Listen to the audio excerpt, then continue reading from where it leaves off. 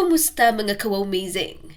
Kung may mga anak ka, pamangkin, inaanak o simpleng gusto mong makakita ng mga batang tumatawa, sumisigaw sa saya at nagtatampisaw sa tubig, alam mo na hindi sapat ang simpleng resort lang. Kailangan may kiddie pool, may slides, may safety features, may lifeguards, may malinis na paligid, at higit sa lahat, may fun factor. Sa video na ito, dadalhin kita sa 10 pinakapatok na resort na pangbata sa buong Pilipinas. Kaya mga ka-amazing, simulan na natin. Number 10, Inflatable Island Beach Club, matatagpuan sa Olongapo, Zambales. Kung may resort na literal na parang playground sa dagat, eto na yon. Bakit gustong-gusto ng mga bata? Imagine mo ito, isang napakalaking inflatable playground sa ibabaw ng dagat. May giant unicorn slide, may obstacle course, may climbing walls, may trampolines. Parang Ninja Warrior pero pangbata. Ang kulay, pink, yellow, rainbow, makulay na makulay. Parang birthday party na ginawang beach resort. Recommended age, 5 years old pataas. Mas safe kung marunong lumangoy. Required ang life vest. Included na minsan. Ang presyo, para sa day pass, 699 pesos to 1,199. Tuwing peak season, umaabot ng 1,500 pesos. Para sa kabana, 1,500 to 3,000 pesos.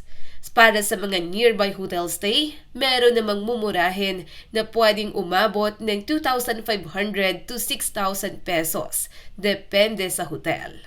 Sa pagkain naman, may sariling restaurant. Outside food usually not allowed. Budget per family, 1,000 to 2,000 pesos for meals. Paano pumunta?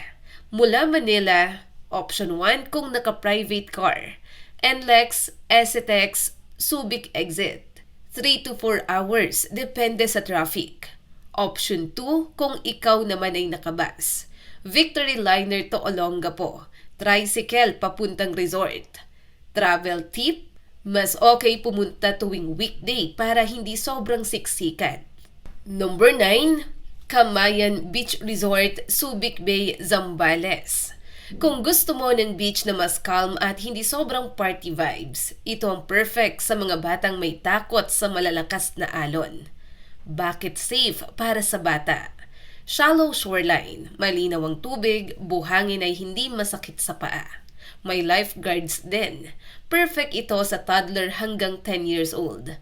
Bonus, malapit sa ocean adventure. Pwede mong isama sa trip ang dolphin show at sea lion experience. Dagdag excitement sa mga bata. Ang presyo, para sa entrance, 600 to 800 pesos. Para sa cottage, 1,500 to 3,000 pesos. At sa room rates naman ay naglalaro sa 4,000 to 8,000 pesos. Para sa food budget, 1,500 to 3,000 pesos per family. Travel guide, 2.5 to 3 hours via NLEX at SCTEX. May parking area. Pwede rin mag-commute via Olongapo. Number 8, 8 Waves Water Park and Hotel. Matatagpuan ito sa Bulacan. Isa ito sa pinaka-classic na family water park sa Luzon. Ano ang meron? Meron itong wave pool, giant slides, kiddie splash zone, malawak na swimming area. Para itong mini enchanted kingdom pero puro tubig. Age recommendation, 3 years old pataas. Ang entrance fee, 350 to 600 pesos per head. Ang cottage, 1,000 to 2,500 pesos. Sa hotel naman, mayroong 3,000 to 6,000 pesos. Paano pumunta? 1.5 to 2 hours from Manila. NLEX Bocaue exit. Best time, summer months pero mas okay pumunta ng maaga, mga 7 a.m. Number 7, Costa Aguada Island Resort, matatagpuan sa Guimaras. Ito naman ay pang-island adventure type family. Why kids love it? Infinity pool, calm beach, open grassy areas, island boat ride experience. Yung biyahe pa lang na nakabangka, adventure na agad para sa mga bata.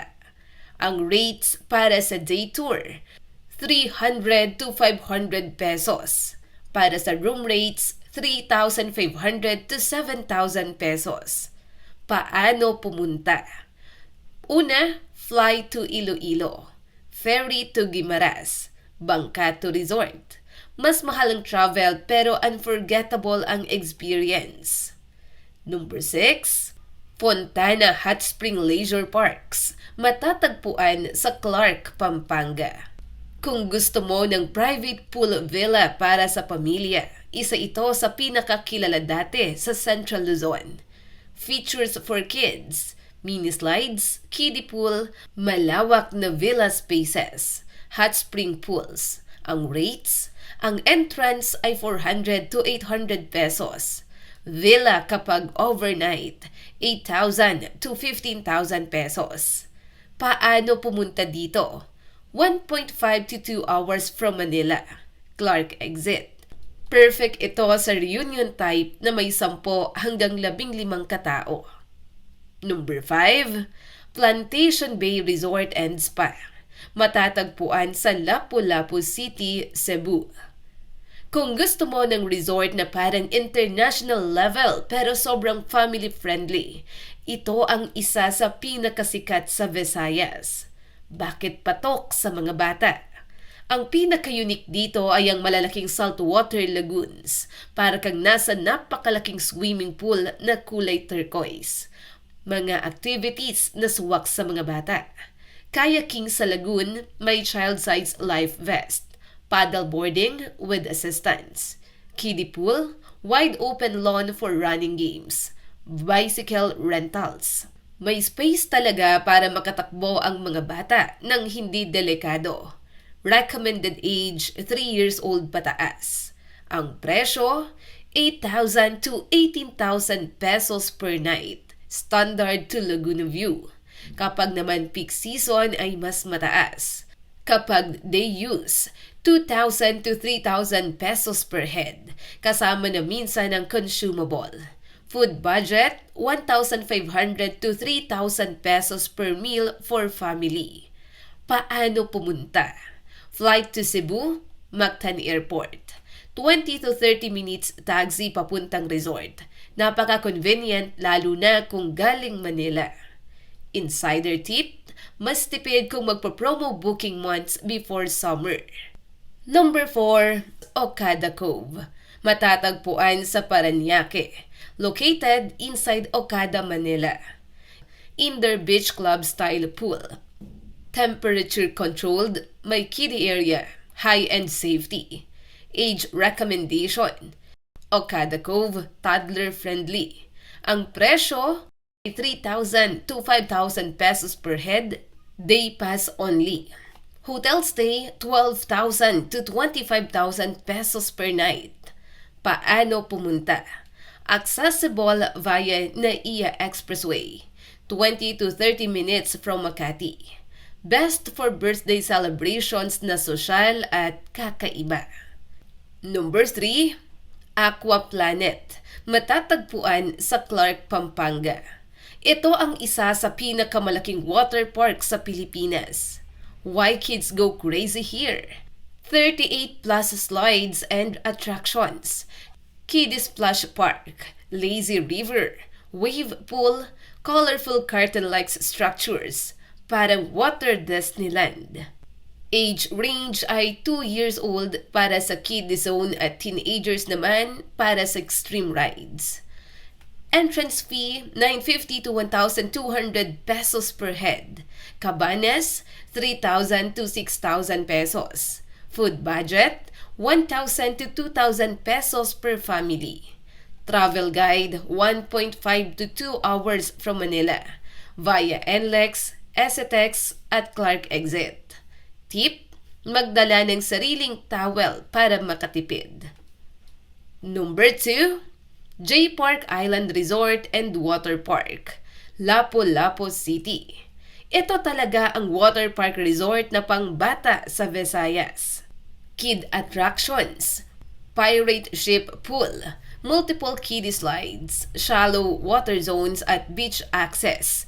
Mayroon din silang arcade area. Ang design ay talagang pang-cartoon adventure. Ang presyo, 9,000 to 20,000 pesos per night para sa room. Sa day tour naman, 3,000 to 4,000 pesos per head. Paano pumunta? Flight to Cebu, 20 minutes from airport. Isang resort na hindi mo na kailangang lumabas para ma-entertain ang mga bata. Number 1, Splash Island. Matatagpuan sa Binyan, Laguna. At ito na ang pinakapatok na pangbatang water park sa Pilipinas. Bakit number 1? Affordable, accessible, complete slides, wave pool, kiddie kingdom, malawak na area. Decades nang kilala. Halos lahat ng batang Taga-Luzon ay naka-experience na dito. Age range ay toddler to teen. Entrance fee, 600 to 1,000 pesos. Cottage, 1,000 to 3,000 pesos. Paano pumunta? SLEX Mamplasan Exit. 1 hanggang 2 oras na biyahe mula sa Manila. Budget estimate for family of 4. Entrance fee, 3,000 pesos. Sa pagkain, 2,000 pesos. Cottage, 1,500 pesos. Total, 6,500 to 8,000 pesos. Kaw-amazing! Ngayon, alam na natin kung saan dadalhin ang mga bata para sa summer outing, birthday celebration, family bonding, graduation treat, at reward trip.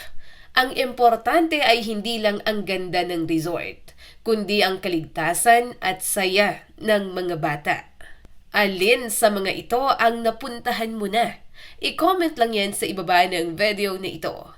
Kung nagustuhan mo ang video natin Kaw-amazing, huwag kalimutang mag-like and subscribe at pakipindot na rin ang notification bell para updated ka kapag may mga bago tayong video katulad nito.